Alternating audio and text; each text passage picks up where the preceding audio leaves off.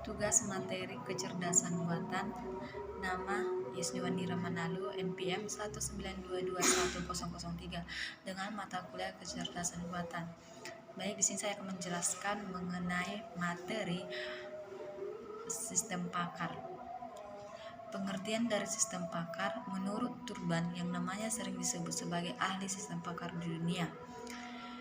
Di dalam bukunya Turban mengatakan bahwa sistem pakar atau expert system adalah salah satu cabang dari AI atau Artificial Intelligence, khusus untuk penyelesaian masalah tingkat manusia yang pakar.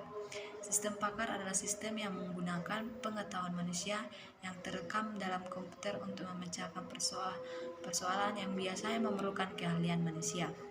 Sedangkan AI itu sendiri atau yang disebut juga kecerdasan buatan adalah tingkah laku mesin yang jika dilakukan oleh manusia akan disebut cerdas.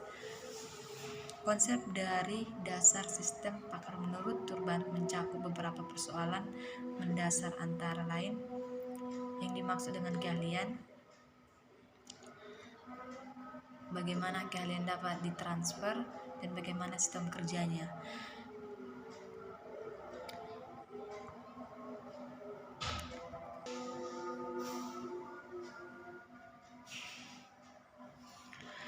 Pengertian pakar dan keahlian. Pakar adalah seorang yang memiliki pengetahuan, penilaian, pengalaman, dan metode khusus, kemampuan untuk menerapkan bakat di dalam memberi nasihat dan memecahkan persoalan. Sedangkan keahlian adalah pengetahuan ekstensif yang spesifik terhadap tugas yang dimiliki pakar. Ada beberapa fitur-fitur yang dimiliki oleh sistem pakar. Yang pertama itu keahlian. Pakar dibedakan dari tingkat keahlian mereka, maka sistem pakar harus memiliki keahlian untuk memberi keputusan seperti seorang pakar. Kemudian yang kedua, pertimbangan simbolik. Pemikiran kecerdasan tiruan harus berdasarkan pada pertimbangan simbolik daripada perhitungan matematika. Metode yang digunakan pada pertimbangan simbolik yaitu backward training atau forward training. Yang ketiga itu knowledge atau ke dalam pengetahuan. Basis pengetahuan yang digunakan sistem pakar berasal dari seorang pakar. Pengetahuan tersebut merupakan pengetahuan yang kompleks. Kemudian masuk ke B, keunggulan dan keuntungan menggunakan sistem pakar.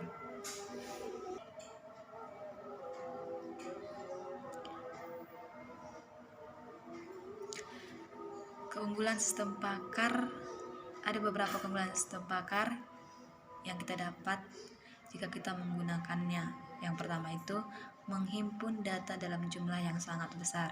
Yang kedua itu menyampaikan data tersebut untuk jangka waktu yang panjang dalam suatu bentuk tertentu. Yang ketiga, mengerjakan perhitungan secara cepat dan tepat dan tanpa jemu mencari kembali data yang tersimpan dengan kecepatan tinggi. Kemudian masuk jenis-jenis pakar. Ada beberapa jenis-jenis pakar. Yang pertama itu interpretasi, yang artinya menghasilkan deskripsi situasi berdasarkan data sensor. Kedua itu prediksi, artinya memperkirakan akibat yang mungkin dari situasi yang diberikan. Yang ketiga diagnosis, yaitu menyimpulkan kesalahan sistem berdasarkan gejala atau simptom. Yang keempat desain, yaitu menyusun objek-objek berdasarkan kendala. Yang kelima planning, yaitu merencanakan tindakan. Kemudian keenam monitoring, membandingkan hasil pengamatan dengan proses perencanaan. Yang ketujuh debugging, menentukan penyelesaian dari kesalahan sistem.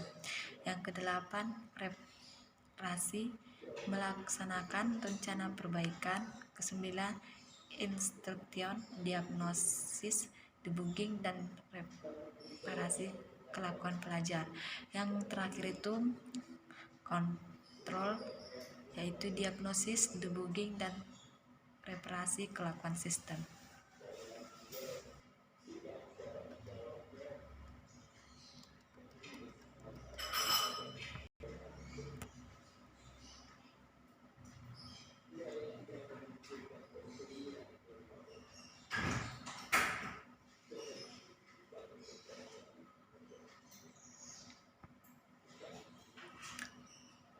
Kemudian tujuan dari sistem pakar. Tujuan sistem pakar untuk mentransfer kepakaran dari seseorang ke komputer kemudian ke orang lain. Proses ini membutuhkan 4 aktivitas, yaitu tambahan pengetahuan, kemudian representasi pengetahuan, dan inferensi pengetahuan, dan pengalihan pengetahuan ke pengguna. Kemudian saya membuat contoh, ada beberapa contoh dari sistem pakar. Yang pertama itu sistem pakar dalam industri. Nah, contoh sistem pakar yang saat ini digunakan di bidang industri, di antara sistem pakar tersebut adalah sistem pakar perancangan PRIDE atau Principal Interactive Design Expert, yang digunakan untuk mengatur kertas dalam mesin fotokopi. Selain itu, ada aluminium foil rolling vantage control application yang digunakan untuk mengukur tingkat karat dalam suatu aluminium oil secara otomatis. Nah, yang kedua itu sistem pakar dalam manajerial. Sistem pakar juga sudah merambah dunia manajerial saat ini. Beberapa fungsi sistem pakar dalam bidang manajerial adalah sebagai alat analisis. Sistem pakar mampu menganalisa komoditi tertentu dalam suatu secara otomatis. Selain itu, ada fungsi diagnostik yang membuat sistem pakar mampu mendeteksi adanya penurunan kinerja perusahaan sekaligus menyediakan solusi bagi perusahaan tersebut.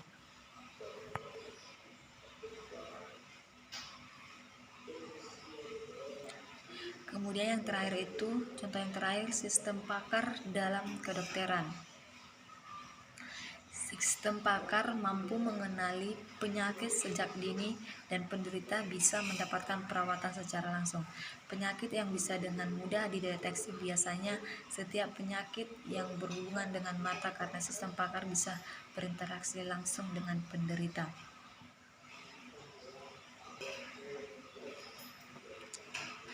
Baik, cukup sekian hasil dari materi sistem pakar yang bisa saya jelaskan.